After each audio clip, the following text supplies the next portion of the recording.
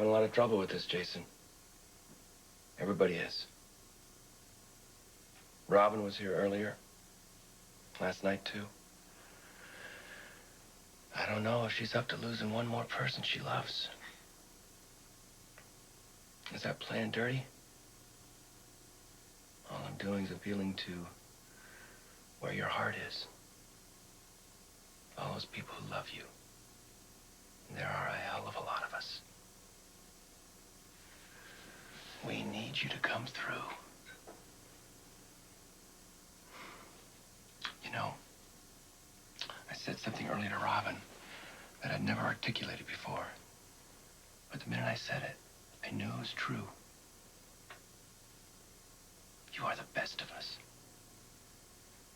You're the Quartermain I admire because you are generous. In the deepest, truest way. Robin told me that you were the first person who came to Stone after he went public about his AIDS and offered help. You turned up at his house the very next day and offered to be his workout partner. I mean, who else would do that? Automatically just giving their love, their time, their strength, their money, whatever is needed the most.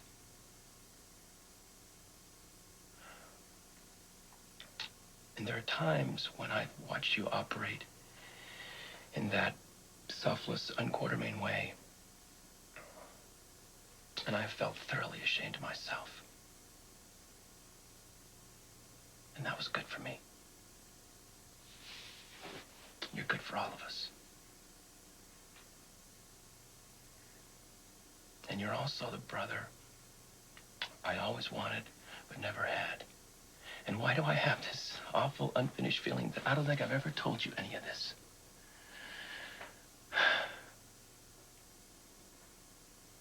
How much I appreciate you. How much I love you.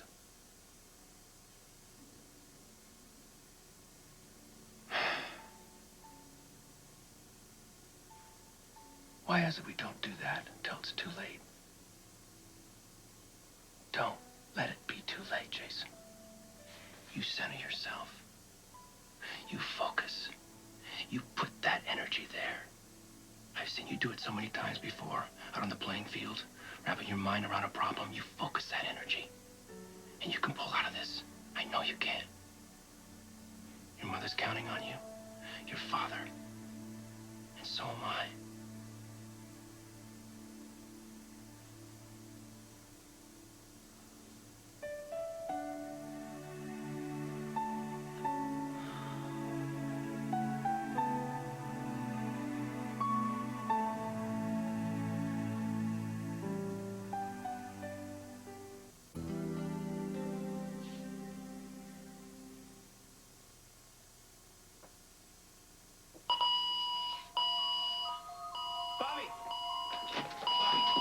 Hey, it just went off. All right, could be a false alarm. False alarm? No time.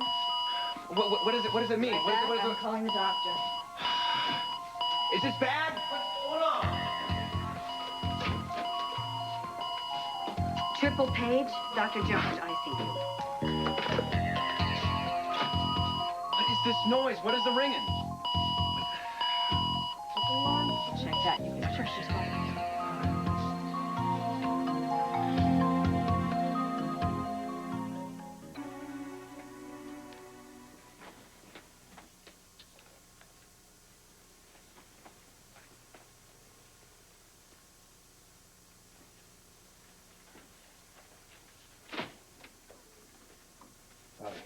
What's going on?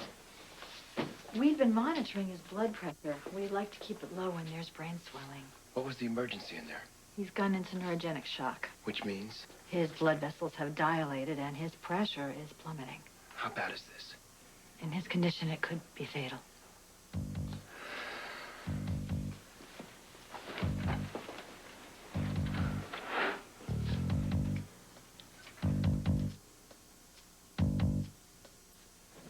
Tony, what's happening to him? I've put him on dopamine, which should constrict his blood vessels, and I've also started him on IV fluids, which should stabilize his blood pressure. And what if it doesn't?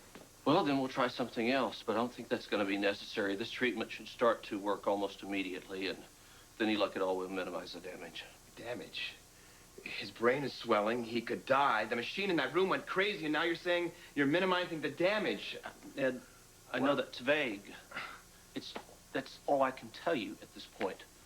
The perfusion in his brain is enormously complex. It's very difficult to determine the degree of swelling in a specific area, although in Jason's case, it does appear that the frontal lobe was the point of impact. I'm sorry, Tony. I'm not a doctor, so please, in simple English, what is happening?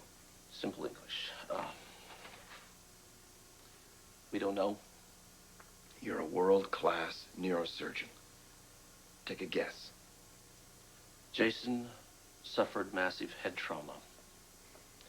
His chances for full recovery are slim to none. But the spectrum of partial recovery is so broad that it's practically incalculable. The prognosis, long range for him, can span anything from complete recovery with cognitive and motor skills and limited personality shift to Nothing. nothing. And there is that chance. The good news is Jason is responding to painful stimuli, which means his brainstem is functioning, his cerebral cortex is processing, and we were able to counteract this episode quickly.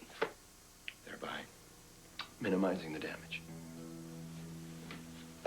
Why don't you go get some sleep? No, I can't leave yet. At least not until Alan and Monica get here.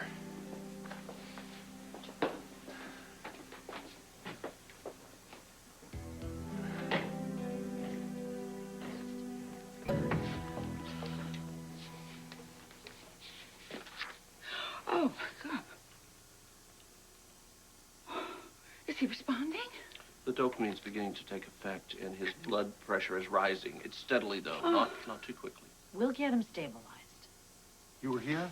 Yes, she acted immediately. Oh, well, thank you, Bobby. Hey, I was just doing my job. Okay, I'm due back in my office, but if he continues to stabilize like this, we can begin to start looking for progress. Tony, thank you, really. Oh, no, just like the lady said, I was just doing my job. I'm gonna update his chart. He was in with Jason when he started to crash, and he acted like a real trooper. He cleared out as soon as we asked him to. Ned. And now I know. What? You know, I thought it was worse for me.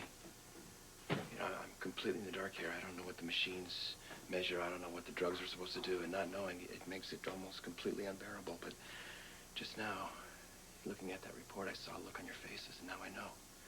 It's much worse for you. Ned, don't. Please don't do this to yourself. She's right. It was an accident. An accident.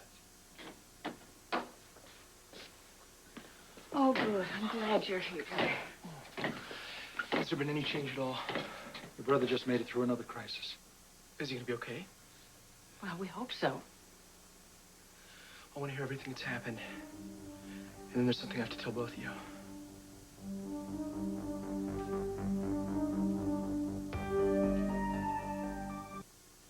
So you're telling me that the medication's working then?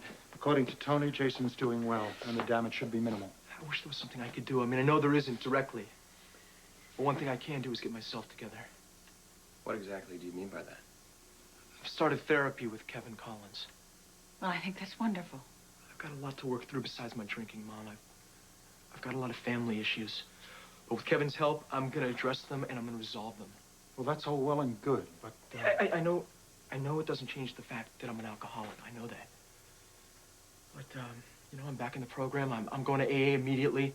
And if you guys think that I need to go to rehab, then I'm there. I swear it. I just want to make sure that he's going to be okay. Okay, sweetheart. I'm going to beat this thing. I promise you, for the first time in my life, I want to.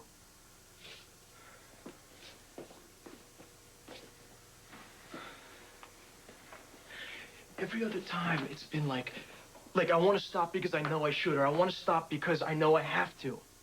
But this time, I'm finished. I swear to both of you, this time, I'm done. You're doing the right thing. And you're going to be fine. We're all going to be fine. AJ, whatever you need, we will do our best to give it to you. Thank you. How is he, Bobby? Come see for yourself. Yeah, let's go. All right, alcohol, let's go.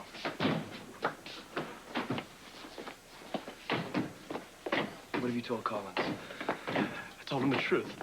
You pathetic weakling. Ned, I needed someone to talk to. I needed some help. You needed to keep your mouth shut.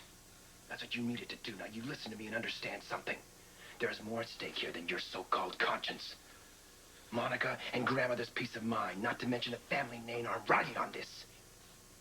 And you are in way too deep to back out now. You're in too deep also, Ned. You forget you lied to the cops. Which saved your butt. I should have known that you couldn't see this through.